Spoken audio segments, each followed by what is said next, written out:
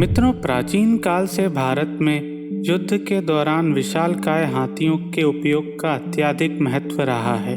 सामने से आते हुए विशालकाय हाथियों के दल शत्रु सेना के हृदय में भय का संचार कर देते थे।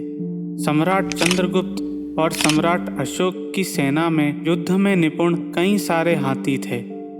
हमारे प्रमुख राजा जैसे महाराणा सांगा, राजा विक्रमादित्य कई वर्षों बाद तक भी हाथी पर बैठकर ही युद्ध लड़ा करते थे। महाराणा सांगा के समय मेवाड़ के पास 500 से ज्यादा लड़ाकू हाथी थे।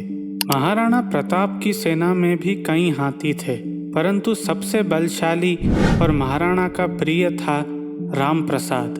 लगभग 12 फीट की ऊंचाई और वज्र के समान कठोर कद काठी के साथ जब राम प्रसाद अपने दोनों दांतों में कटार लिए शत्रु सेना की ओर बढ़ता था तो बड़ी से बड़ी सेना भय से व्याकुल होकर युद्ध से भाग जाया करती थी।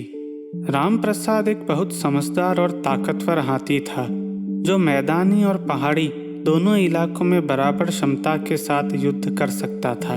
उसकी वीरता के चर्चे पूरे मेवाड़ में ही नहीं अपितु पूरे उत्तर भारत में फैले हुए थे।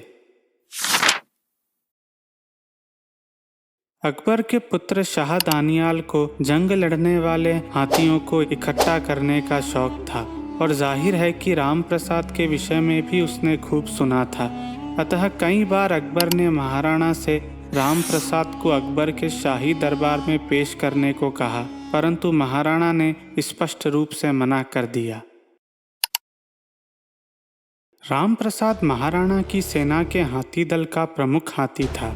हल्दी घाटी युद्ध के दिन वह मेवाड़ की ध्वजा लेकर हल्दी घाटी से तेजी के साथ नीचे उतरा, जिससे शत्रु भागने पर मजबूर हो गए। अकबर की सेना के हरावल दस्ते के परखच्चे उड़ाने के बाद महाराणा ने अपने हाथी दल का प्रयोग अकबर की सेना के मध्य भाग को पीछे धकेलने के लिए किया। अबुल फजल लिखता है कि जितनी वीरता दोनों सेनाओं के योद्धाओं ने दिखाई उतनी ही वीरता से हाथी भी लड़े।